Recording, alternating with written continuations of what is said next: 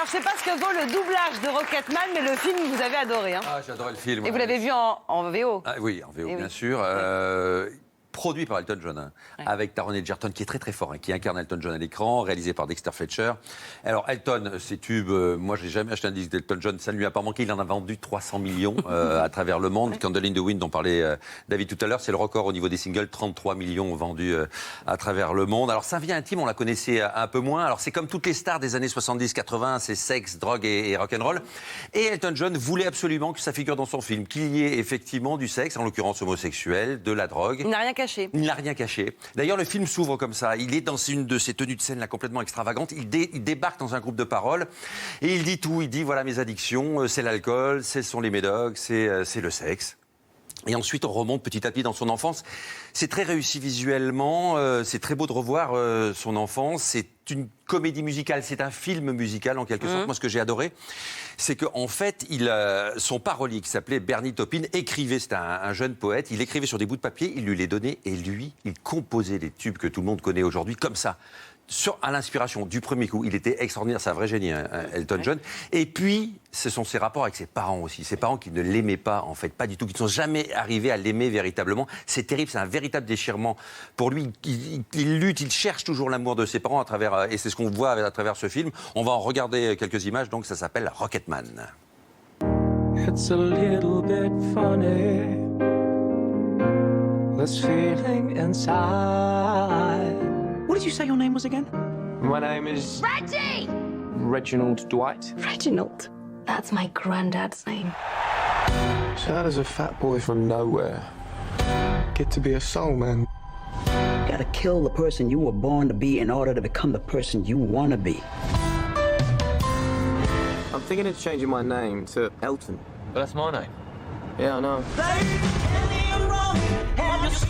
You can be the best-selling artist in America if you desire. I was trying to do something bold. Why are you still something flashy? Can you even play the piano in those?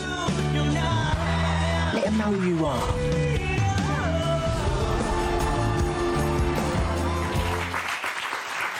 Alors? C'est un plaisir, parce qu'on les connaît toutes ces chansons, il n'y a pas eu besoin d'acheter ces disques pour connaître par cœur tous ces tubes. C'est Taron Egerton qui chante lui-même et la musique a été réarrangée, donc c'est même pas Elton John qui chante dans ce film, et pourtant on C'est à s'y sait avoir. méprendre. Ouais. C'est génial de voir les hauts et les bas, et c'est vraiment quelqu'un qui a été sauvé par la musique, Elton John. C'est magnifique histoire, un très beau film à aller voir, même si moi j'ai quand même une petite préférence pour Bohemian Rhapsody, Oui, mais encore parce un que peu, parce que je préfère Queen, c'est vrai. Bah voilà, c'est ça. On va dire ça, oui. Tout autre chose, un film français, Venise n'est pas en Italie. Film autobiographique en quelque sorte aussi, signé Yvan Calberac. C'est un cinéaste, mais c'est surtout un auteur de théâtre à succès. On lui doit notamment L'étudiante et Monsieur Henri. Alors ça raconte son adolescence, ses difficultés amoureuses, surtout sa vie avec des parents complètement folklore et fougue-traque qui vivaient dans une zone résidentielle, pavillonnaire, qui avait acheté le terrain mais qui n'avait pas les moyens de construire la maison, donc il vivait dans une caravane. Et alors lui, il est très amoureux d'une jeune fille qui est d'un milieu culturellement et économiquement plus élevé que le sien. Il veut la rejoindre à Venise, mais ses parents décident de partir avec lui. Et ses parents, on les voit à l'écran, la Benoît Poulvord et Valérie Bonneton, ils sont extraordinaires dans ce film. Ils savent donner le maximum, s'investir complètement dans leur rôle, tout en trouvant le ton juste. Ils en donnent beaucoup, mais ils en donnent pas trop. Et ça, c'est formidable. C'est très jolie histoire, un très joli road movie. Ça s'appelle Venise n'est pas en Italie. Et on en regarde quelques images. Allez, tous ensemble! Allez! Bienvenue chez les dingues.